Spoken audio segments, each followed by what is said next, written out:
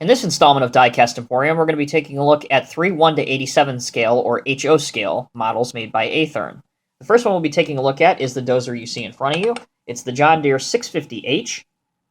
Overall, considering its size, this model has some great looking details. As you can see, the engine housing perforations are all colored in individually and look great. Likewise, on the air conditioning unit on the back, you can see the fine detail that's incorporated there, along with the Deere logo and some lights on the back.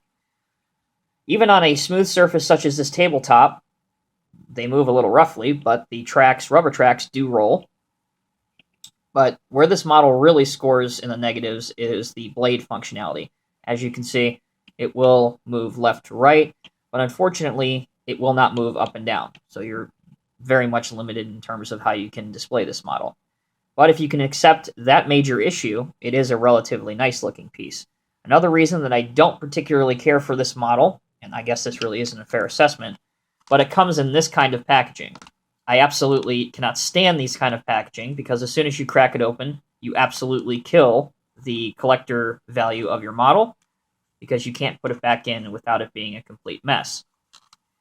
The other two models come in this type of packaging, which I love, because you can just pop open one side, get the model out. No, you don't have to fight with any twisty ties. You just crack it open, pull the plastic formers apart, and you can get your model out. So any of the model manufacturers that I know watch these videos, pay particular attention to the packaging that you use because it does make a difference for us collectors. Moving on. This is the 770CH grader. Again, looks great, has some nice detail, including, I'm not sure how well you can see it, but if you look up here on the mirrors, there are tiny silvered surfacing. The decals are nice and crisp. But the mold board and blade, everything on here is extremely limited. As you can see, there's as far as it'll go one direction and as far as it'll go the other direction. The ripper assembly at the back is fixed in position. It will not go up or down, and there is no steering at all on the front. However, there is a good range of articulation, so you can still adopt some decent poses with that. Last but not least, it's the Deere 624J wheel loader. This is actually my favorite of the three. It has a high metal content, great functionality, and great detail. Starting out with the functionality, the lifting height is great, as is the dump angle, carry angle is good, and the cut angle will work just fine as well. As for will it clear most American dump trucks in this scale, here's a Boley one, and yes, it will, without an issue.